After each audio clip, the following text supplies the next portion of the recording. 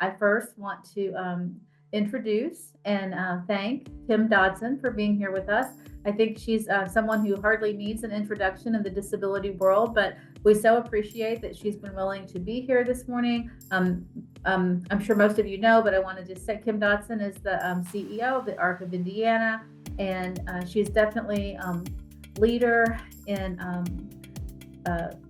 advocating for our individuals with developmental disabilities, and is going to update us on what's going on legislatively this long and intense legislative session at the State House, and tell us what we can do to maybe help her out. So thanks so much for being here this morning, Kim, and I really do appreciate your time and for you being able to share with us today.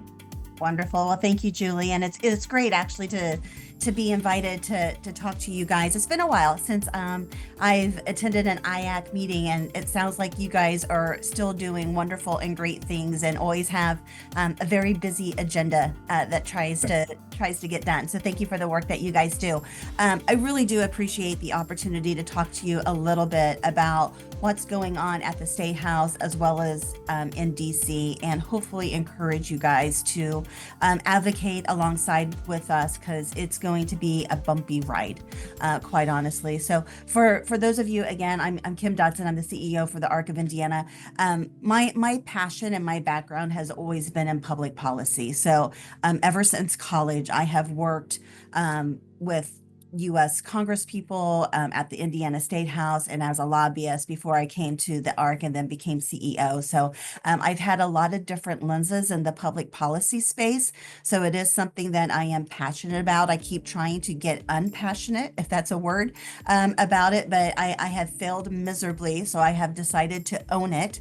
And I think it's a good time to own it, because I do think the next 2 to 4 years are going to be really difficult to us. And I don't necessarily mean that to be a partisan statement. I think just if you're reading the news, you know that all eyes are on Medicaid one way or another. And I think we are wrong if we don't think that services and Medicaid programs that really help people with intellectual and developmental disabilities aren't going to get impacted to a certain extent. So I first just kind of want to start about the climate that we're in. And I think it's an ever-changing climate. And I think that's really hard to grapple with, because I don't know about you, I hate social media, because you get on there and some things are just false. And then it gets all of this anxiety and stress stirred up amongst families. I always then have to try to go through to say, where was the inaccurate information given, and try to correct it, and hope that everybody who saw that and is upset by it sees the correction and hopefully finds a little bit of peace in the accurate information being shared out there. I think that there's just a lot of information and things are changing quickly. So sometimes it's an unintended error, right? That something is correct one day, and literally within 24 hours, it's out of date and not correct. And I don't know how to fix that. So if anybody has any suggestions, please send those to me, because we are trying to get information out as quickly as possible. I would really encourage everybody to sign up for any advocacy group that you are close to, anything that they are doing around public policy and legislation. Sign up for their updates, because that's where I honestly think you're going to get the most accurate information about what's going on and what needs to be done. I'm going to start just a little bit at the federal level, not because it's the easiest place, but just because it's I don't know, in the forefront of my mind. You all probably have seen that last week the House of Representatives passed a bill that called on an $880 billion cut to programs, including Medicaid, over the next 10 years. So what I have, as I've been talking to people, and I'm kind of tired of this phrase, and sorry, for those of you who don't know me, I'm usually pretty candid with my remarks, so apologies in advance, but I want to talk directly. I'm tired of the phrase of people saying it's not our intent, right? So legislators, people in DC are telling me, Kim, it's not our intent to damage Medicaid for people with intellectual and developmental disabilities. But then when I talk to them about what they're trying to do, I don't think they understand sometimes the unintended consequences of some of their actions. And I think that's what we have to be able to talk to them about, and again, share our stories about how important Medicaid is to people with disabilities and those we care about. So $880 billion over a decade. That's just a lot of money, right? And yes, there's a lot of conversation around making sure that Medicaid is sustainable financially. Yes, of course, right? We want that. We want to make sure that there's not fraud. Yes, of course. And I will be very honest, up until a couple years ago, I very much was a person saying there's not as much, fraud as you think there is. People aren't taking advantage of this system. That's really something that's not as big of an issue as lawmakers are making out to be. I think there's some truth to what they're saying. I think there is some fraud and abuse taking place in the Medicaid system, not necessarily all around, again, the space that we live in, but across the Medicaid space. I really do think that there are some billing errors that are being done, some providers taking care of the system, and some families who have taken care of the system. That's not a good path for anybody. So they're weighing in on trying to, rein in that fraud and abuse. We do want that, right? But again, we just want it done in a smart way that doesn't have these unintended consequences. And it's done, quite honestly, in a slow and thoughtful way. I again have been talking to people about these knee-jerk reactions of making all of these changes without the data, right? Let's know some of the information of, whatever issue it is you're trying to resolve. Let's get the data so that we know that whatever solution you're putting in place is actually going to take care of the issue you're trying to resolve. And it's getting very mixed results because some people just think we need to act fast. If we make errors, we'll correct them. I don't know about you, but I've been doing this long enough that I know that correcting errors takes a long, long time. And when you're talking specifically around Medicaid and people's lives, that's extremely dangerous, right? Because as people lose services or lose access to important prescriptions or whatever else, their lives are going to be impacted in a very detrimental way. So I think we need to be concerned about that. Before I move off from the federal level, I would just say we are really trying to get anyone and everyone to contact your local congressperson and our 2 senators, and just even do a letter of introduction. It does not have to be deep in detail at all whatsoever. A simple email to your congressperson that just says, hi, this is who you are. This is why you care about Medicaid. So whatever that personal paragraph is, right? You have a son, daughter, you work at a clinic that provides services. All of those voices are extremely important. Do that and just say, I want to be a resource to you. As Medicaid continues to have these deep conversations over the next few months and even years, please know that I am a resource for you in your area. If you want to meet somebody who utilizes these services, I can make that connection. If you want to understand really how this program works, I can be a resource to you. Most legislators, and this is more so at the state level than DC, are looking for resources in their local community. So if you put yourself out there as the expert and a resource, you could very well start engaging in that type of a conversation and relationship with your lawmaker. And that is just really important and needs to be done. I'm going to change now to just the climate that we're in the State House. A little different, but not very much. It's still very much changing on a day-to-day basis. We were really glad that the budget, as it passed out of the House of Representatives last week, or a week ago or 2 weeks ago, did include fully funding Medicaid and the forecast in which it's supposed to grow over the next 2 years. So it's about a 6.7% increase is what is predicted for Medicaid over the next 2 years. And Governor Braun's budget asked for that to be funded, and the House of Representatives passed a budget with that Medicaid.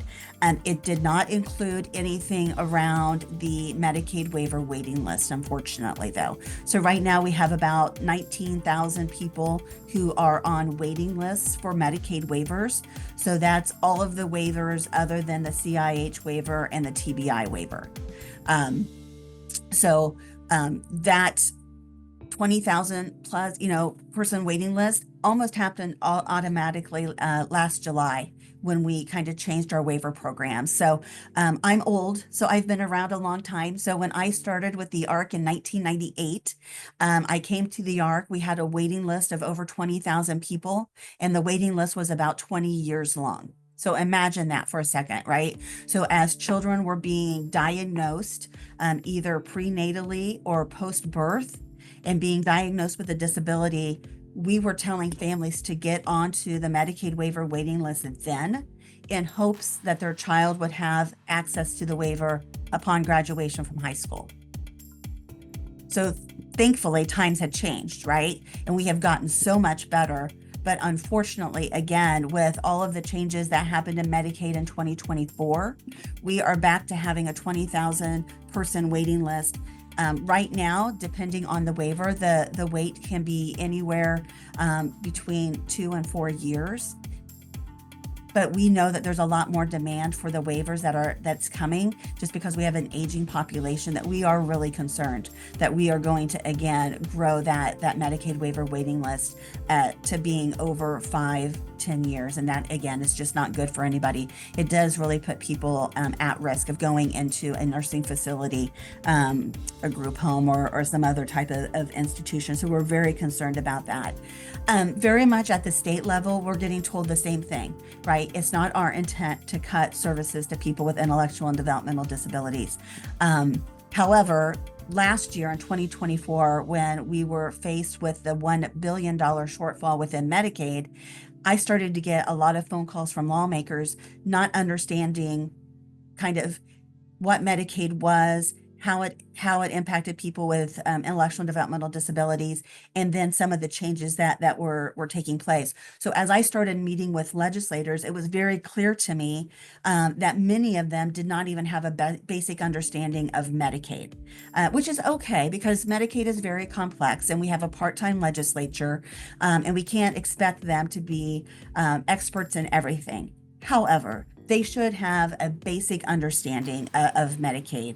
And when I even informed them that Indiana has 37 programs within Medicaid, their eyes were very wide open, and said that they had no idea that our Medicaid system was so complex. So again, it's my concern that as they start making changes in Medicaid, there's going to be some of these unintended consequences, because it's not a one-size-fits-all program. It is very, very catered to the population in which it is built to help. And so again, we just have to be very thoughtful to any changes.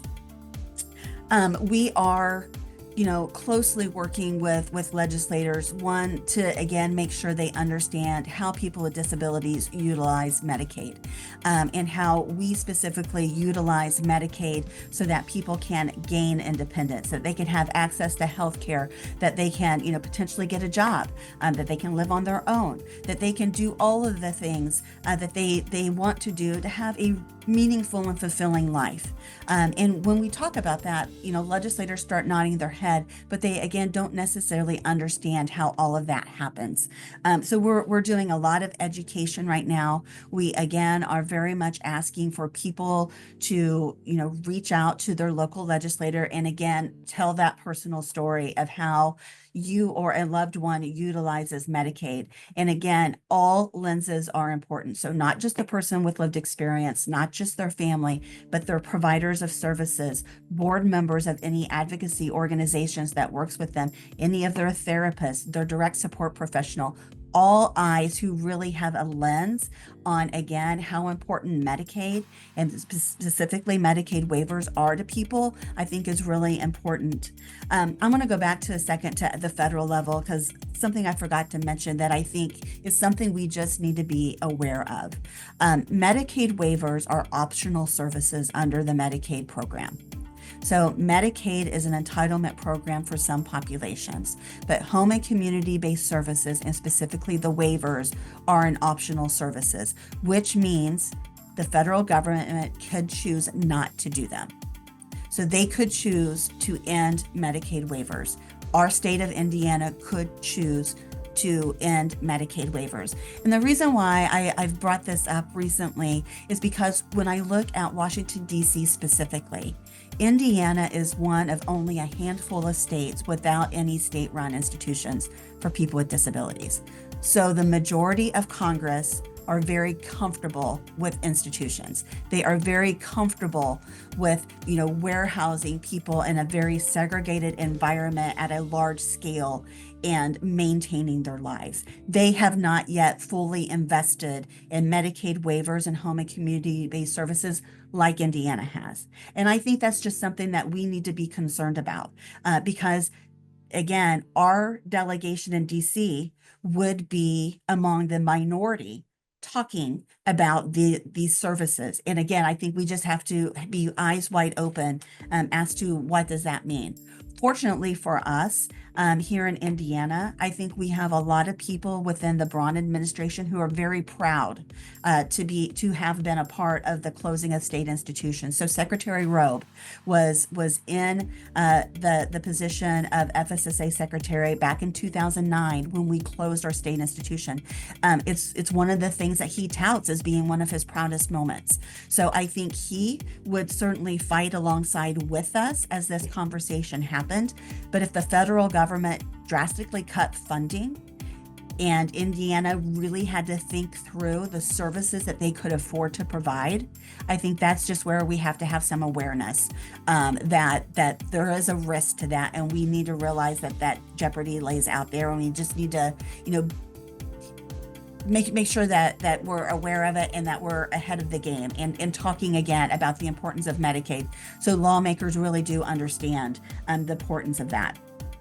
Going back to the state for a second, I do want to talk specifically about some legislation going through. Certainly one of the things that I think you guys would be most interested with and probably very aware of is the conversation that had been taking place around ABA services. So does everybody know about that conversation that's been taking place? We've been paying attention to that really since December of 2024. So that was when we went to a state budget committee, and the secretary of FSSA, or the Medicaid director at that time, talked about their interest and their moving forward with a Medicaid state plan amendment to the federal government that would limit ABA services to no more than 30 hours per week and a retroactive lifetime cap of 36 months. So as I reacted, probably the same way all of you did, was no, right? We can't make that happen. It was really difficult because we had the old administration kind of, moving out of the government center. We had a new administration moving into the government center. It took us a little bit of time to kind of figure out who was leading that charge. And so we started having conversations and sending a lot of information specifically to Governor Braun and those on his team about just the potential impact that those type of caps was going to have on a lot of different people here in our state. So over the I don't know, January and early February, it was a lot of conversations, but then we finally did get some good news that they were hearing us and knew that their current path was not the right path. So they did change the language in the state plan amendment. They did move away from the retroactive 36-month cap. I will be the first to say that I don't think the language in the state plan amendment is perfect, but I think it was what needed to be done to get things stopped of the train that it was going, and to potentially have better results ahead. So the language that did move forward in the state plan amendment does still limit hours of ABA per week, depending on the level of disability that one has, both the level of autism and then if they have a different diagnosis, what their needs are. All of those can be appealed, and you can get more hours if you prove that you need more. So there is a process in place for that. FSSA felt very strongly to get the program under financial constraints, that they still did need a 36-month cap, but they very much reacted the same way of it cannot be retroactive. And our hope in that is that now that we have the federal or the state plan amendment going through, the governor has created a working group around ABA, and that's going to start meeting sometime, late spring, I hope, that we're now going to have 3 years to get that 36-month cap stopped, right? So we're going to start talking with this group about collecting some data. What is best practices? Let's know who we're talking about, what we're talking about. Let's engage in some education so that Secretary Robe and others around him, lawmakers, truly understand the intent of ABA services, the good that can come out of that. And again, make sure that any changes made to the program are really done with best practices in mind, not harming people in mind. And hopefully through that, we can get some financial kind of just breathing room as well. This is another area where I do think we had some bad players, people who came into Indiana, taking advantage of the very good insurance mandate that we have, and some of the more lax protocol that we have in becoming a provider. I think all of that is going to be looked at with this task force. I think we are going to continue to promote. This is something that ARC of Indiana has really been promoting for the last several years, and it's just never really gotten much traction, is some type of accreditation and accountability of all of our independent ABA centers. There needs to be some oversight there. We need to make sure that people are utilizing best practices and we have good people delivering those services. So that's one of the issues that's being discussed. Real quickly, I want to talk about some other stuff because I really do want to get to some very specific questions if you guys have them. We are closely watching several pieces of legislation. House Bill 1689 is a bill that we are spearheading. It very much deals with Medicaid as it was changed in 2024, specifically around medically complex people, both children and adults. Again, a lot of the changes that came out of that $1 billion shortfall on Medicaid was, again, how I describe knee-jerk reactions, right? Let's make a change because we see this as an area, not really understanding the full result of some of those changes. We're really wanting a more transparent process, both on the health and wellness waiver and on extraordinary care given to, again, those medically complex people. We think that, as the state is working on more waiver language, both in the family support waiver, the health and wellness waiver, the CIH waiver, we want to make sure we have a good definition of extraordinary care. We want to make sure that we have a good definition for structured family caregiving. We want to make sure that structured family caregiving is used and used appropriately for the people that it's intended to serve. So if you were paying much attention to this, the state shoved a lot of those medically complex children into structured family caregiving in 2024. Structured family caregiving was never, ever, ever created to help children and specifically people with medically complex needs. So we're wanting to really, have a more transparent conversation. Let's work through these issues together. We're asking DDRS to bring the conversation around their state plan amendments that are going in 2025 to the Division of Disability and Rehabilitation's advisory groups, the DDRS Advisory Council, so that we can engage in a conversation. Parents sit on that council. People with disabilities sit on that council. Advocacy groups sit on that council. We want to be able to ask questions. We want to be able to respond in real time to what they are thinking. And we think that that more transparent conversation hopefully will lead to better results and a more well-intentioned amendment going into CMS. So we're working on that. One of the other pieces of legislation is around special education. This is House Bill 1285. This is, I think for the last 2 years, it's been known as the camera bill. Again, if you're paying attention to the news media, we've had a lot of special education students have been abused in schools, and those horrible situations have made the news. We have heard from a lot of families who, they say if we would have just known, if we could just go back and see what happened, then we would know better, quite honestly, of how to help my child through this horrible incident and work with the school to make sure it never happens again and hold people accountable, right? We want to do all of those things. Cameras in classrooms has really gotten a lot of pushback. However, I will say this year specifically, the people who represent the schools are not arguing about the policy. They have really stepped away from arguing that teachers don't want to be on cameras. They are really focused on the cost and the cost that it would take to put cameras in classrooms. The bill does some other things. So if you've ever been to a case conference committee or had the good fortune to be a part of one, I have, they're horrible, right? Then you know that they can be so emotional and difficult. There are some schools out there who do not allow parents to record those meetings. And yes, Indiana is a one-party recording state, but a school can have a policy that circumvents that. And we want parents to be able to record those settings. We know that not always is both set of parents able to be in there. So we want them to be able to have that recording that they can go back and re-listen to what was said, maybe, listen to it a few times so that they can take away some of the emotion out of it and really, get down to what was said in that meeting. And again, what needs to be done to make sure that their student makes, the best educational progress that they can. So that's one part of that.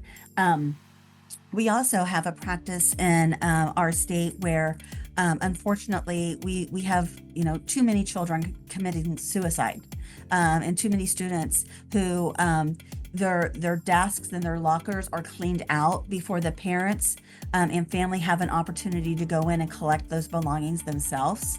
I can only imagine how horrible that is and how traumatic that would be.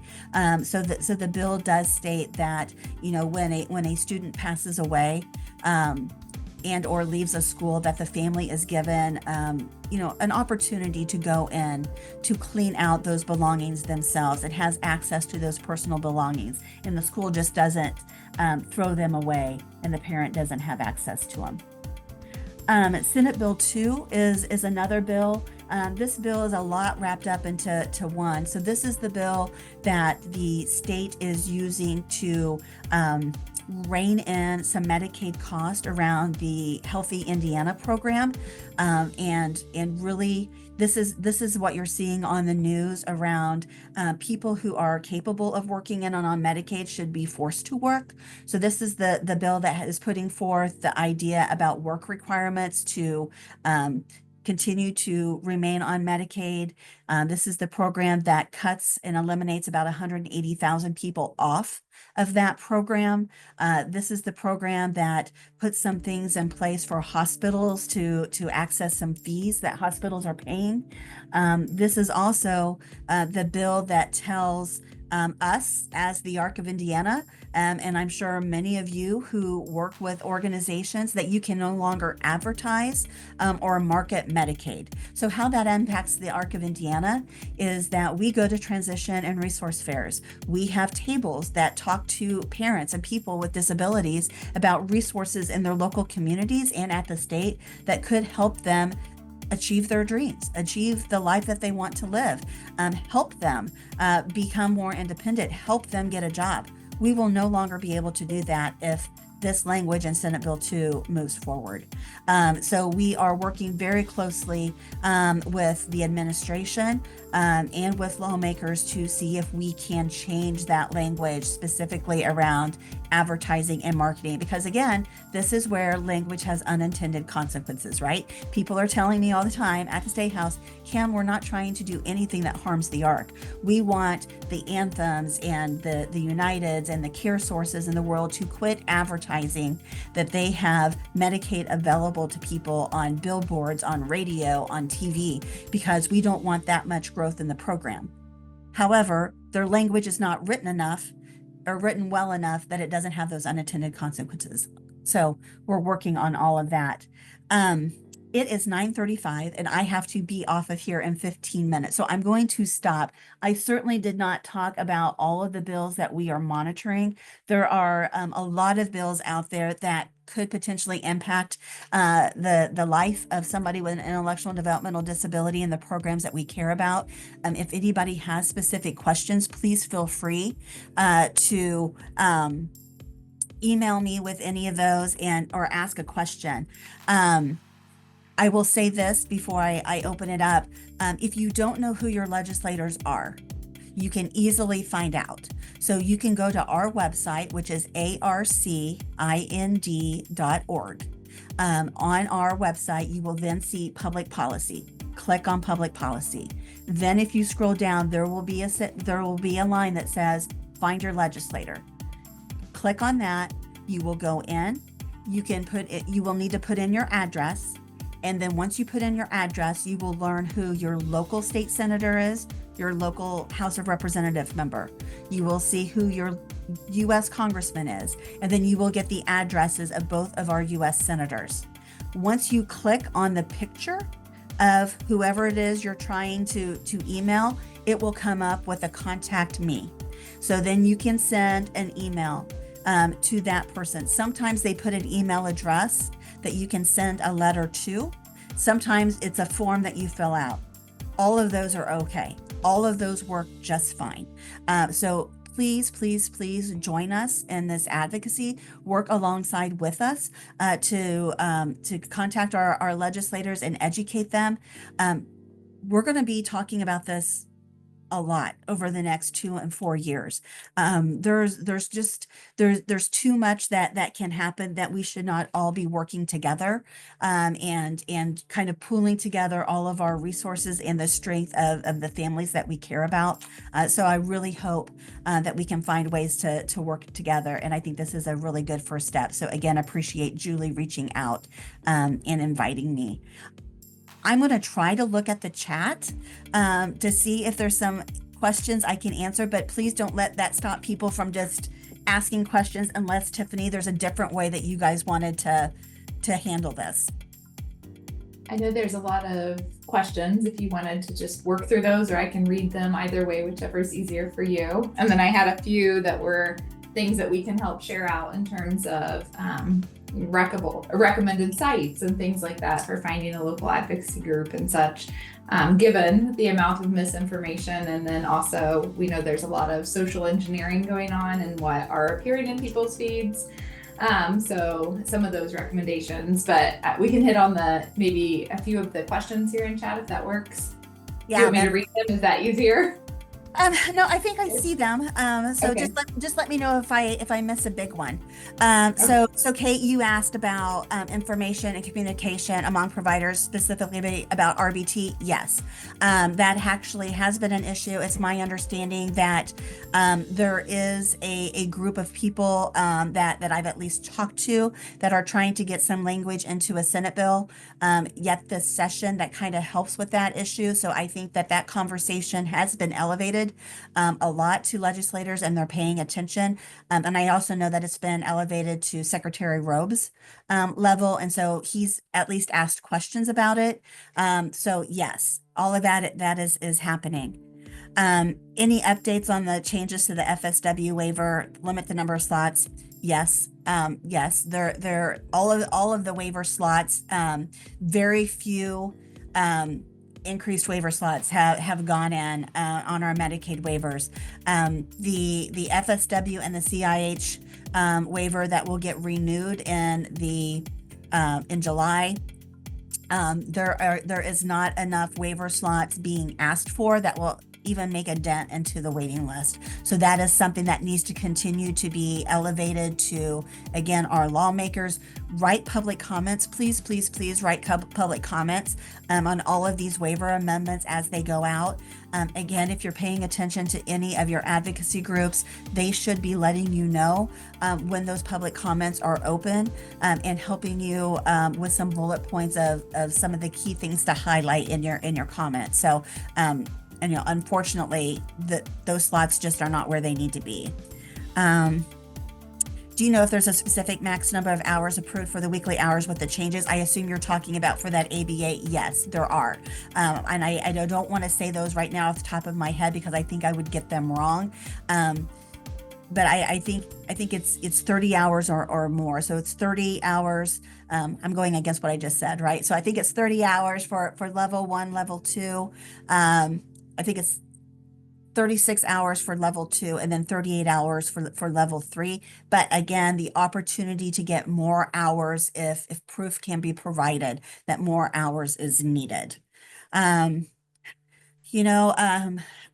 don't know about how one can become a member of the task force. So I know that it is Secretary Robe and Secretary of Education, Katie Jenner, who is putting together the task force. It is a joint task force around education because FSSA and the administration really thinks that more schools should be offering ABA services in school. So they want the schools to be ready for this, and they want to be included in the conversation. I would say if you are interested, I would contact your local legislator, express your interest, express why you would be a good candidate for the task force, and see if your legislator will put your name out there. I don't know how those are being chosen. I do know that there have been conversations taking place around the task force. I don't even know when it's going to start. As I get more of that information, I'll send it out to Julie and Tiffany so you guys have that latest information. Senate Bill 2, is it specifically around Medicaid insurance plans? No, it's around Medicaid in general, which is why it's so problematic. It's extremely vague and very, very broad. I honestly think it's unconstitutional, but since I'm not going to be the one proving that it's unconstitutional, and I know that's going to have to go through courts, I'm still trying to get that language narrowed in the legislation so that we don't have to wait until it's called unconstitutional to continue to do the work that we do and so many others. But that language is extremely broad. One thing, so Tiffany, thank you for your comment around how communicating. The one thing I would say is please, please, please, please, please do not send a letter to your people in Washington, D.C. Letters get caught up in a very, very stringent security system when all mail goes to Washington, D.C. to the Hill. It will be 4 to 6 months before they get your letter. So do not send them a letter. Do not send them any type of correspondence. Email your federal delegation.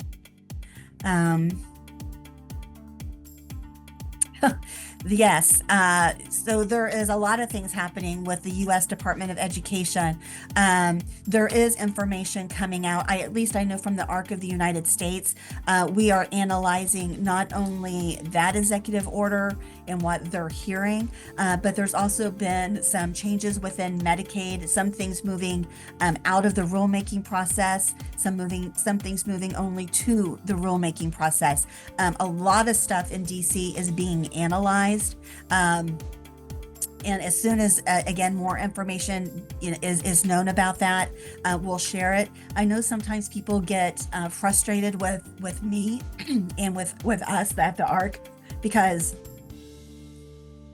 as soon as something happens, we don't necessarily put it out there. The reason is we want to check our information. We want to try to make sure that we are sharing thoughtful and accurate information with you. So we do kind of make sure to run our traps and get a good understanding of what something says. Again, potentially weed through some of the unintended consequences before we share some of that information. But we will certainly share that information as soon as we get it. Thank you, Tiffany, for putting those links in there. Let's see. I think I got through them. Anything else that I missed? We had those couple of questions just in terms of finding advocacy groups.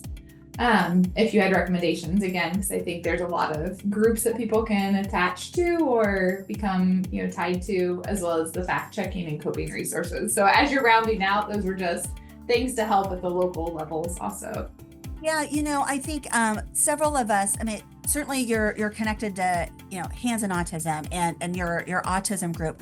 Most of their websites probably have a list of resources. Go to that resource list. I know the ARC of Indiana, we have resources. That might be a good place to go to see some other advocacy groups that are available. So if you have interests that are more narrow than, what we are with all intellectual and developmental disabilities and all age groups, if you want to know specifically around kids issues or specifically around adult issues, there might be some resources on the websites of the people that you do. This will be one place where I will put a plug in for social media. Google, right? Google to see if there's a public policy or an advocacy group that's interested in the public policy issue that you are.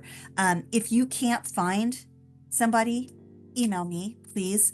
I don't want the difficulty of personalizing a story or the difficulty of locating who to contact or who to get an email or how to get engaged to stop you. If you have interest, please reach out to me and we will help you.